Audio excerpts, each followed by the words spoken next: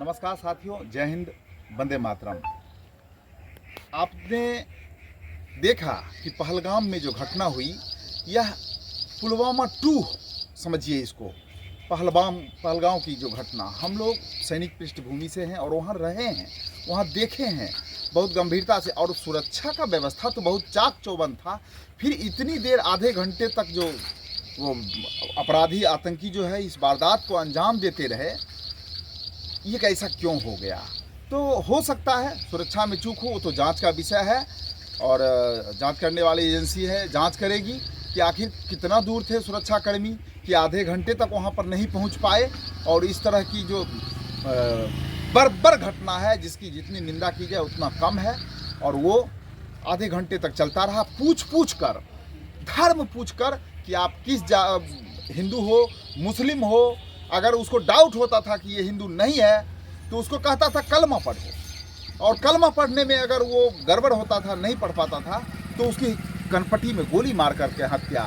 साथियों, मैं सात्विक शाकाहारी आदमी हूँ, बेशक मैं सैनिक पृष्ठभूमि से हूँ। जब मैं देखता हूँ ये कसाई लोग एक बकरी को काटते हैं, दूसरी बकरी नीचे खड़ी रहती है कटने के लिए, क्या गुजरता होगा उस बकरी पे? एक मुर्गा को जब ये हलाल करते हैं और दूसरा मुर्गा, तीसरा मुर्गा उस खोपचा में बंद रहता है, आखिर वो क्या सोचता, क्या गुजरता होगा उस मुर्गे और उस बकरी के ऊपर कि थोड़ी देर के बाद मेरा भी नंबर आएगा, मुझे भी काट दिया जाएगा। साथियों, पत्नी के सामने, बच्चे के सामने धर्म पूछ करके, कलमा पढ़ने के लिए बाध्य करके और मार दिया गया। इसके पीछे क्या इरादा है?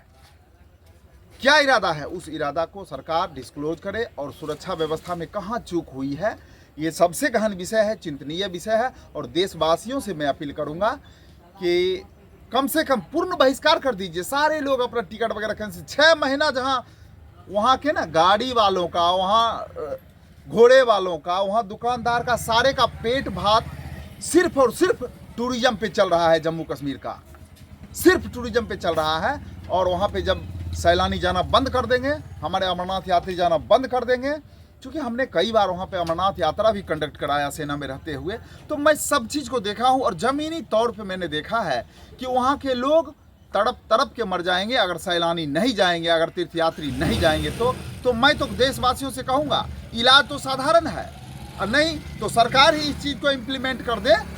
वहाँ पे जैसे कोरोना में हुआ कि कोई लोग सड़क पे घर से बाहर नहीं निकलते थे, वैसे कर दे 6 महीना के लिए। देखिए कैसे घुटने के बल रेंगते आ जाए।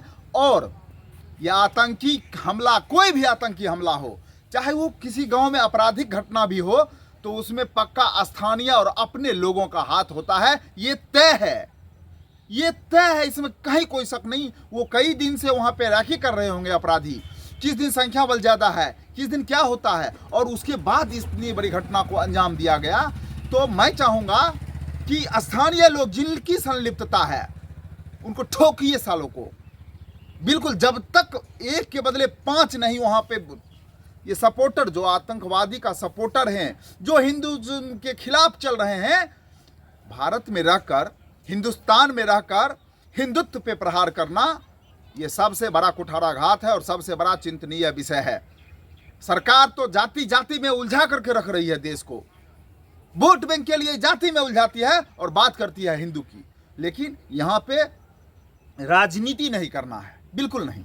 यहाँ पे सिर्फ और सिर्फ जवाब देना है। और जो संलिप्त स्थानीय लोग हैं, स्थानीय लोगों को चिन्हित करके और उनके पूरे परिवार का खात्मा कर दीजिए। जैसे ये परिवार सब गुजर गए, उनके भी पूरे परिवार का खात्मा इसी तरह से कीजिए जिस तरह से वहाँ पे किया गया है।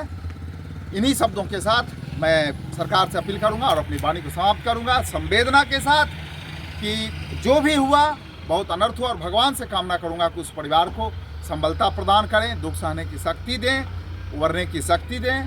देश की संवेदना सभी मृतक परिवार के साथ है। जय हिंद, वंदे मातरम, भारत माता की जय।